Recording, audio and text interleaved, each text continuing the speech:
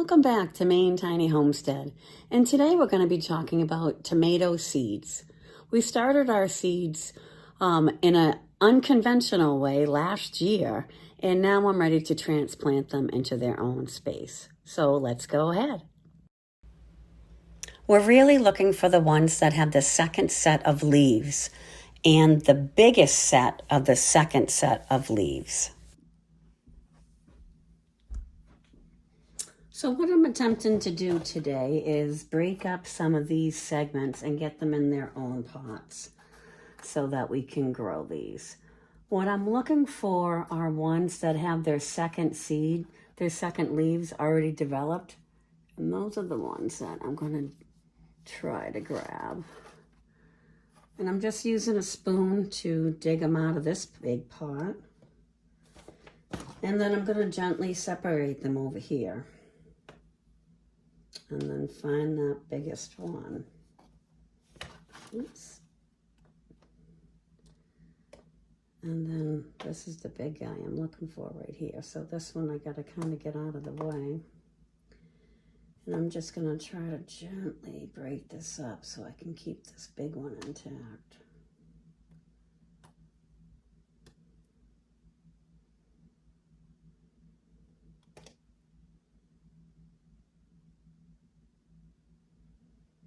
And you never want to pull the roots apart and just yank one out. So I'm just trying to untangle them a little bit and gently just wiggle them so I can try to separate them.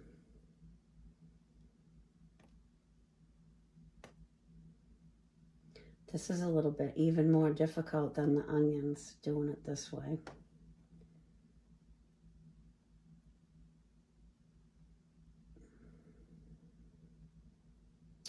I'm not sure I can even separate this little batch.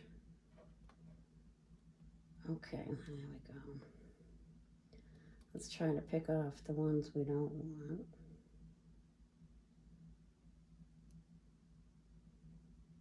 Okay, good. So now I got 3 of them. These are actually, all 3 are good.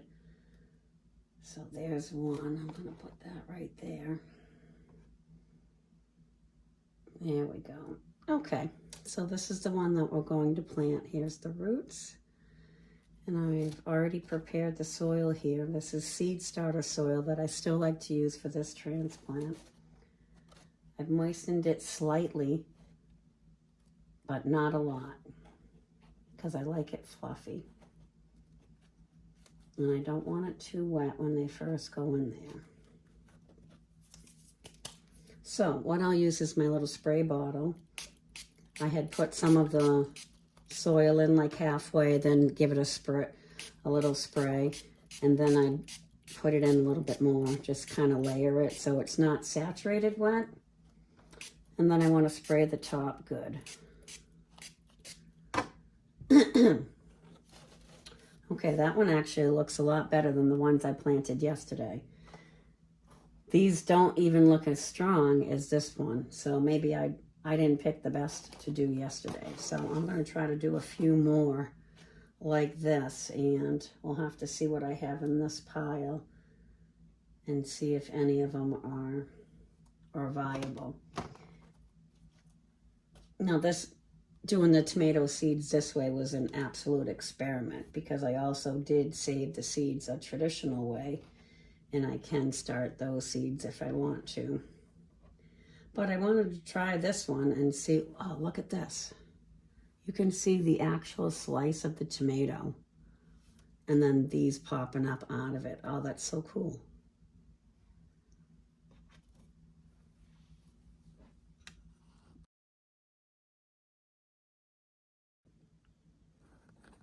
Okay, so I planted 12 of these, and that's going to be plenty because I don't have room for more than 12 tomato plants.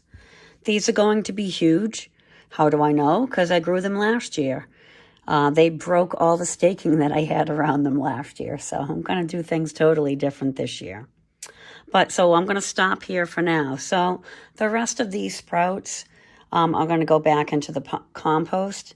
Now these are the sun gold that sprouted first, so I have 12 of those plants. These are the red cherry ones, and they don't have enough of the second leaves for me to transplant these yet.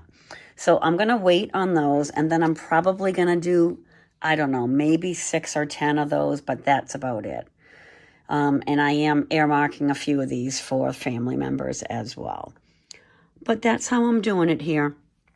One thing I just wanted to remind you all about is when it's this early in the season, it's the end of April. Today is the last day of April. So I know you have garden fever, so do I, but you can't start all your seeds indoors yet. The only ones you really want to start indoors are onions, tomatoes, and peppers. Now, I'm not growing peppers this year, so I didn't start any of those.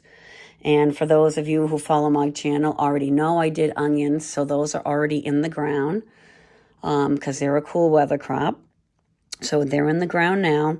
And then my tomatoes, I just started. So these will not be going in the ground until Memorial Day weekend. That's the earliest you can plant in Maine, especially where I am. I'm in zone 4. So it gets really cold there, and you can always have a little cold snap, and tomatoes cannot handle that at all. So you really have to wait until Memorial Day to be safe. So all the other seeds and stuff, just direct sow right on Memorial Day. Peas, beans, lettuces, all that stuff, just go ahead and direct sow. Squash, all of that. Or you could start them if you want to not plant seeds because you might have a bird issue or squirrels or something. Then you could start them all in the house, but start them like no more than 10 days ahead of the Memorial Day weekend. So then that way they're just tiny, they're just little baby sprouts, and then you can put them right outside.